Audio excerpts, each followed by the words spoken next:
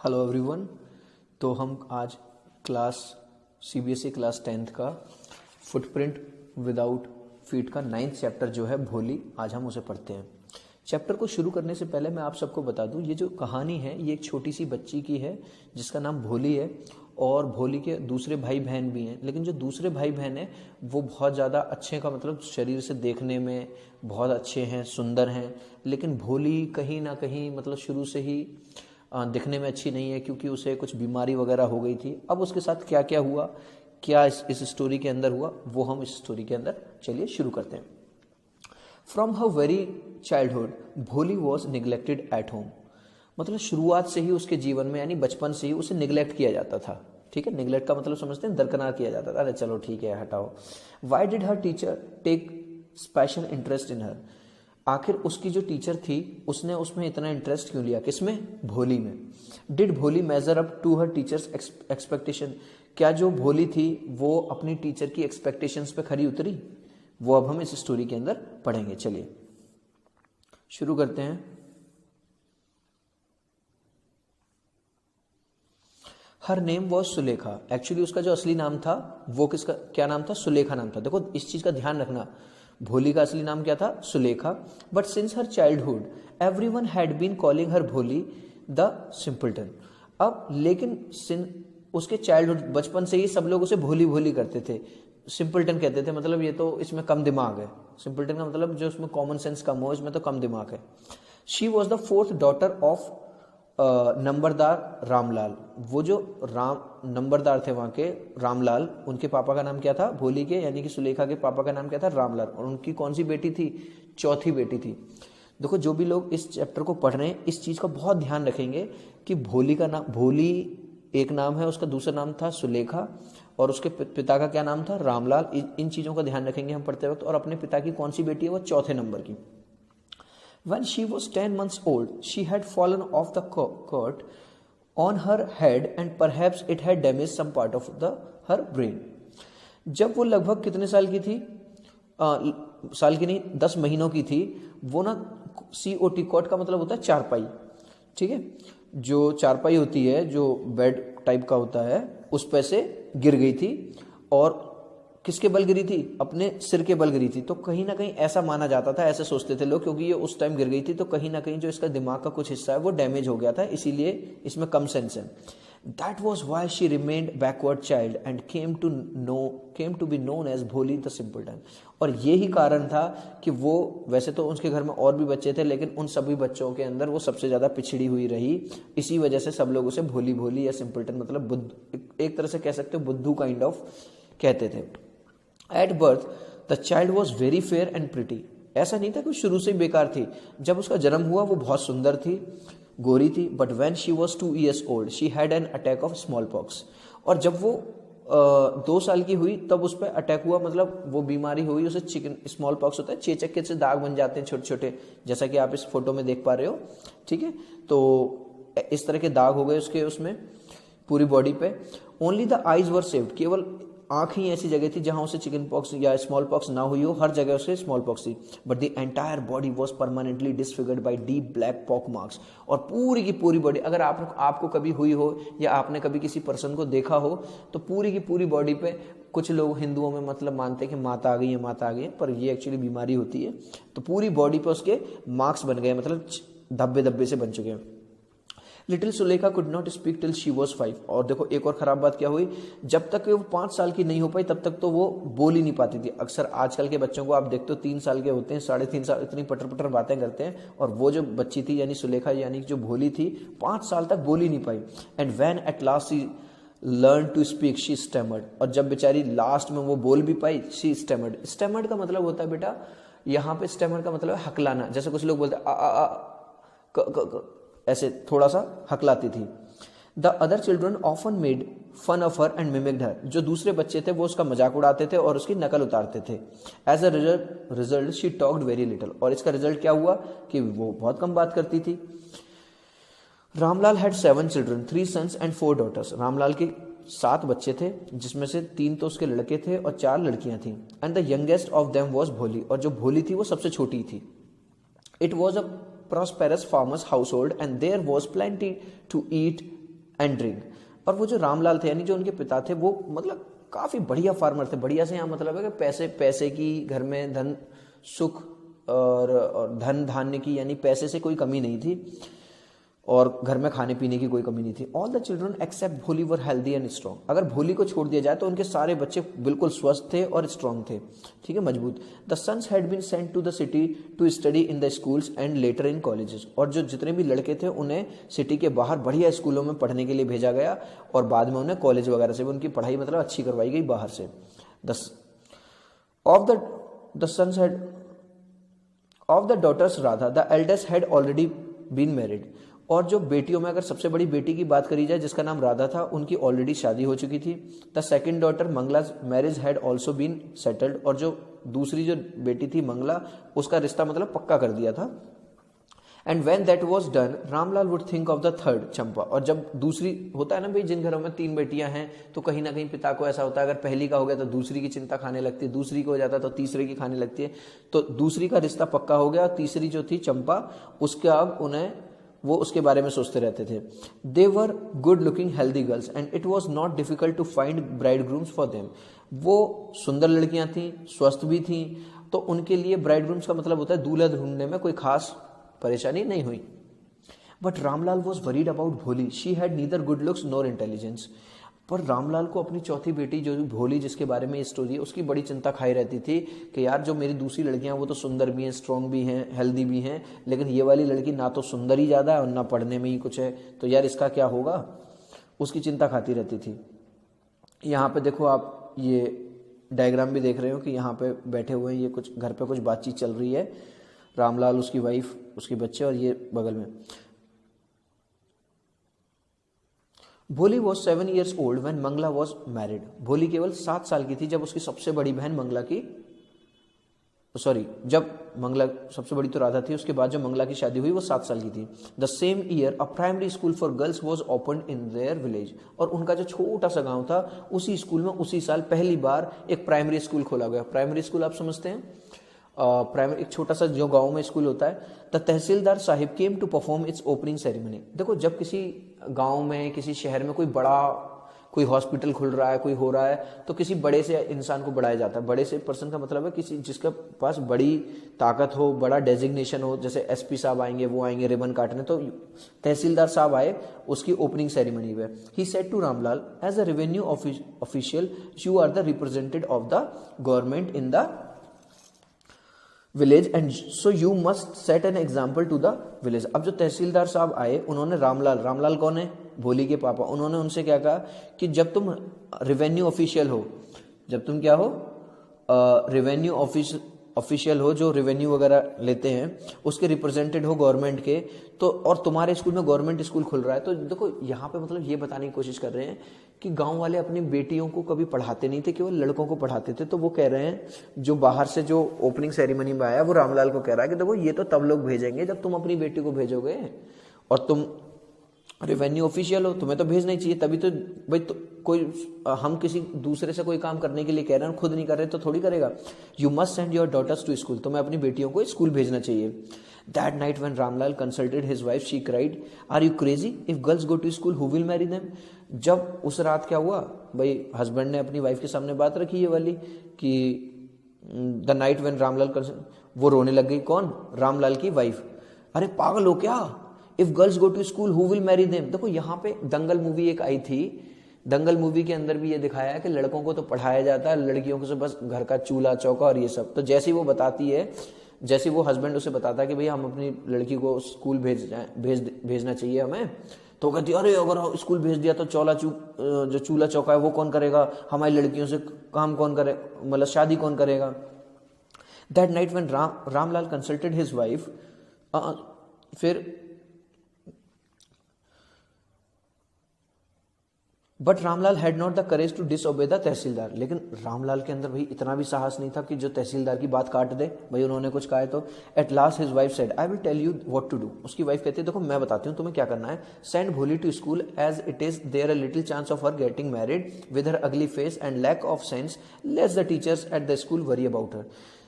फिर वो बात कहती है, जो वाइफ है उसकी, देखो जी एक काम करते हैं, ऐसा करो, अगर वो तहसीलदार कह भी रहे हैं तो ऐसा करो, आपका काम भी हो जाएगा। वो ये कि हम भोली को भेज देते हैं स्कूल। एक तो वो क्या नाम है, सुंदर नहीं है, ना ही किसी चीज़ में अच्छी है, तो कम से कम पढ़ लेगी, कुछ बन जाएगी, ठीक है। जो दूसरी लड़कियां वो तो इतनी सुंदर हैं, वो उनकी तो शादी हो ही जाएगी, इसी बहाने ये स्कूल भी जाएगी, हो सकता है वहीं कुछ हो जाए। इसके जो टीचर्स हैं हो सकता है इस पर कुछ ध्यान दें, तो इससे बेचारी से कौन शादी करेगा, इसे ही भेज देते हैं school. Let the teachers at school worry about it, जो स्कूल के टीचर हैं वो ध्यान देंगे। The next day Ramlal caught Bholi by the hand and said come with me, I will take you to school. अगले दिन रामलाल ने भोली को उनके हाथ पकड़ा और कहा चलो मेरे साथ आओ, I will take you to school, मैं तुम्हें स्कूल ले चलूंगा। भोली वॉज फ्राइटेंड, भोली डर गई। शी डिड नॉट, यहाँ देखो वो स्कूल ले जा रहे हैं, यहाँ पे रामलाल हैं, वो अपनी बेटी यानी कि जो भोली है, देखो भोली के चेहरे पे अगर आप ध्यान से देख रहे हैं तो पॉक्स के वो जो निशान है ना वो दिखाई भी दे रहे हैं। Know what the school was like, अब भाई भोली का, भाई जब हमने कोई काम कभी जीवन में किया ही नहीं तो हमें क्या पता वो कैसा होगा, तो भोली जानती नहीं थी स्कूल कैसा होता है। She remembered how a few days ago their old cow Lakshmi had been turned out of the house and sir, उसे याद आया कि थोड़े दिनों पहले पापा जो आज मुझे ले जा रहे हैं, ऐसी थोड़े दिनों पहले गाय को ले गए थे, हमारी जो गाय थी जिसका नाम लक्ष्मी था, उसे घर से बाहर ले गए और उसे बेचे आए। अब उसके मन में डर बैठ गया, यार ये तो मुझे बेचने ले जा रहे हैं। अब देखो no no no no no no no no no no, अब ये क्या है, नो नो नो, वो स्टेमर कर रही है, मतलब हकला रही है। She shouted in terror and pulled her hand away from her father's grip, वो चिल्लाई और अपना उसने हाथ छुड़ा लिया पापा की ग्रिप से, मैं नहीं जाऊंगी। What's the matter with you, you fool, you shouted round, अरे मूर्ख लड़की, क्या क्या दिक्कत है तुम्हें, क्यों नहीं चलोगी तुम school? I am only taking you to school, अरे बाबा मैं केवल स्कूल ले जा रहा हूँ यार तुझे। Then he told his wife, और उसने अपनी वाइफ से कहा let her wear some decent clothes today, चलो इसे कुछ बढ़िया से कपड़े पहना दो आज, और else what will the teachers and the other school girls think of us when they see her, अगर आज भी ये ऐसे खराब कपड़ों में रहेगी, नहीं तो होता है ना कि अब माँ बाप को अपनी इज्जत प्यारी लग रही है कि अगर वो देख लेंगे ये किस तरह कपड़े पहनती है तो वो सब क्या कहेंगे कि हम इसका ध्यान नहीं रखते क्या, और स्कूल की लड़कियां क्या सोचेंगी।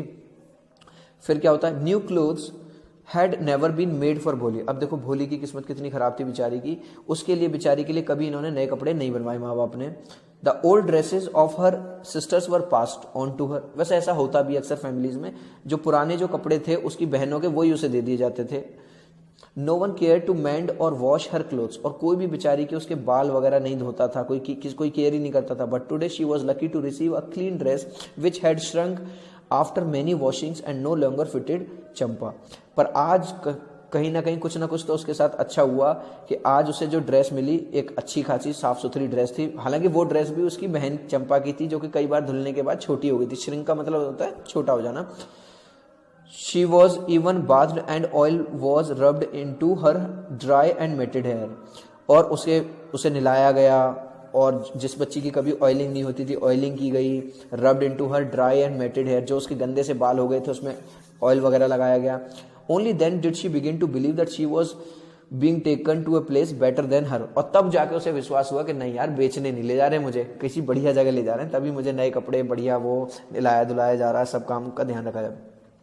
When they reached the school, the children were already in their classroom. जब वो वहाँ पे स्कूल में पहुँचते हैं तो बच्चे ऑलरेडी क्लास में बैठे हुए थे। Ramlal handed over his daughter to the head mistress, और रामलाल ने अपनी बेटी को किसे दे दिया, हेड मिस्ट्रेस कौन होता है, जो स्कूल की जो, वैसे स्कूल में तो मैडम तो कई सारी होती हैं लेकिन जो वहाँ की मेन मैडम है, कह लो प्रिंसिपल कुछ इस तरह की, जो हेड है वहाँ की। Left alone the poor girl looked about her with fear laden eyes, अब बेचारी जब अकेली रह गई, पापा छोड़ के चले गए, अब पहला दिन है, उसे बेचारी को थोड़ा सा अजीब सा लग रहा है, आंखों में उसकी डर है।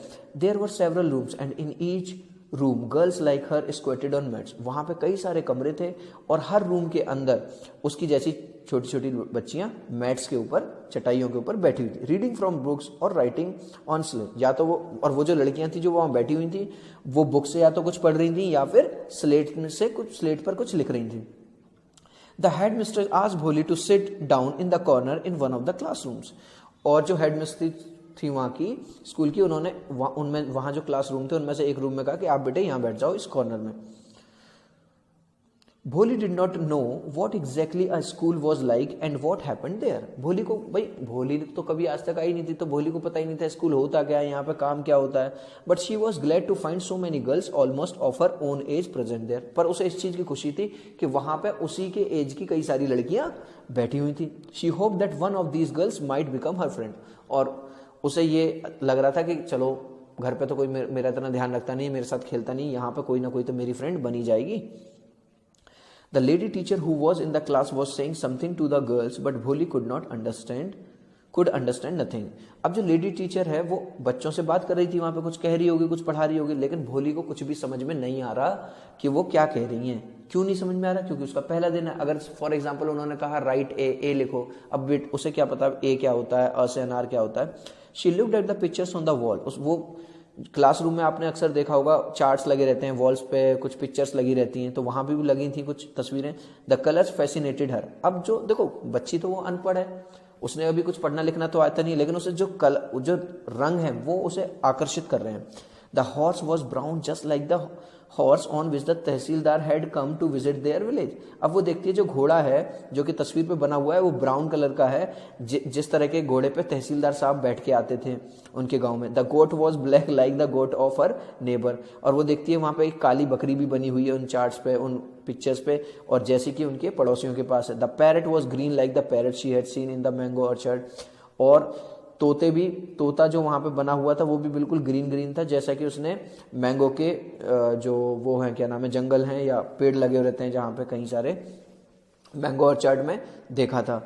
And the cow was just like their Lakshmi. और जो वहां पे काउ की पिक्चर लगी हुई थी वो बिल्कुल उनकी खुद की काउ लक्ष्मी की तरह थी। एंड सडनली भोली notice that the teacher was standing bye her side smiling at her. तभी वो नोटिस करती है कि जो टीचर है वो उसकी साइड में खड़ी है और उस पर थोड़ा स्माइल कर रही है उसे देख के। What's your name little one. छोटी बच्चे क्या नाम है तुम्हारा? टीचर पूछते। भो भो भो भो। She could stammer no further than that. अब क्योंकि वो हकली है, बेचारी हकलाती है, तो वो भोली बोलना चाहती है लेकिन वो बोल नहीं पा रही और बोलिए भो भो भो। Then she began to cry and tears flowed from her eyes in helpless flood. और फिर बेचारी वो रोने लगती है और उसकी आंखों से गंगा यमुना सरस्वती सब कुछ मतलब बहने लगती है, बेचारी रोने लगती है। She kept her head down as she sat in her corner not daring to look up at the girls who she knew were still laughing at. और अब जब वो बेचारी हकलाने लगती है तो जैसी वो कुछ बोलती है वो नीचे मुंह करके बैठ जाती है और रोने लगती है। क्यों रोने लगती है? क्योंकि वो देखती है कि जो लड़कियां वहां पे जो आसपास यानी कि जो उस क्लास में बैठी हुई थी वो उस पर हंस रही थी। When the school bell rang, all the girls scurried out of the classroom, but Bholi dared not to leave her corner. जब जैसे ही स्कूल की घंटी बजी तो बच्चे स्क्रूड का मतलब होता है जल्दी से निकलना। सारी लड़कियां क्लासरूम से जल्दी से निकली, लेकिन भोली की हिम्मत ही नहीं हुई उस कॉर्नर से वहां से हिलने की। हर head still lowered, she kept on सोबिंग। और अभी भी उसका जो सर था वो नीचे की तरफ था और अभी भी वो सोबिंग होता है जैसे मतलब धीरे धीरे रोते रहना बिल्कुल बिना आवाज किए। भोली the teachers voice was soft and soothing. अब एक भोली मतलब टीचर ने आवाज दी भोली, तो इतनी प्यारी आवाज टीचर की उसे लगी और इतने प्यार से उससे आज तक कभी किसी ने बात नहीं किया था। In her life she had never been called like that, it touched her heart. और उसके अपने जीवन में सब लोग ऐसे कहते थे भोली भोली इधर आ जा, भोली ये कर ले, भोली। और आज उसी बच्ची को किसी ने प्यार से कहा भोली। समझ रहे हो ना मेरी बात? भोली, ओ भोली, समझ रही हो भोली? तो प्यार से उसकी टीचर ने कहा भोली, तो उसे बड़ा अच्छा लगा। भाई किसे नहीं अच्छा लगता अगर कोई हमें प्यार से बोले। Get up said the teacher, it was not a command but just a friendly suggestion. खड़े हो जाओ। तो टीचर कहती है, हालांकि और उसने जो गेटअप वाली टोन कही ऐसे नहीं कही खड़े हो जाओ गेट अप, उसने कहा गेट अप, बेटे खड़े हो जाओ, बस फ्रेंडली टोन में बोला उन्होंने। भोली खड़ी हो गई। Now tell me your name, बेटे अब अपना नाम बताओ। Sweat broke out over her whole body. Would her stammering tongue again disgrace her? For the sake of this kind woman, however, she decided to make an effort. She had such a soothing voice, she would not laugh at her. अब जैसे वो उसकी teacher दोबारा पूछती है बेटे अपना नाम बताओ, तो पूरी उसकी बॉडी पे पसीना आ जाता है। क्यों? वो ये सोचती है कि फिर से मैं बोलूंगी, मैं अपना पूरा नाम बता नहीं पाऊंगी और फिर से मेरा मजाक उड़ेगा।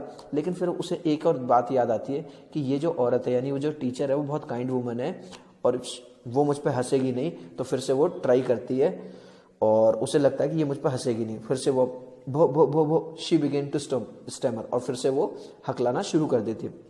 Well done the teacher encourage her, come on now full name.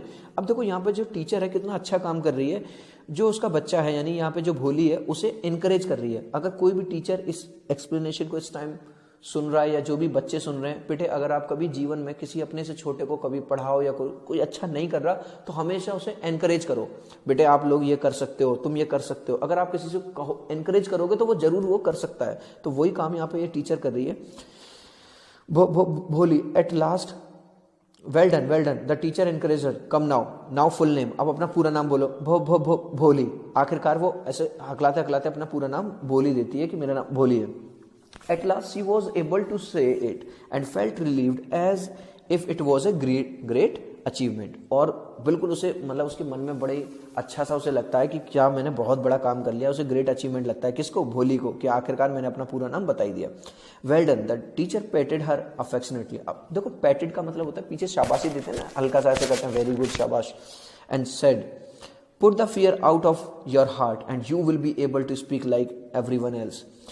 अब टीचर उसे एक बात कहती है, कितनी अच्छी बात कहती है टीचर कहती है बेटे अपने दिमाग से, अपने दिल से पूरा ये जो तुम्हारा जो डर है ना बोलने वाला, सारा निकाल दो और तुम भी ऐसे ही बोलोगी जैसे हर कोई बोलता है। Bholi looked up as if to ask really. और भोली ने ऊपर इस तरह से निगाह करके देखी, क्या मैडम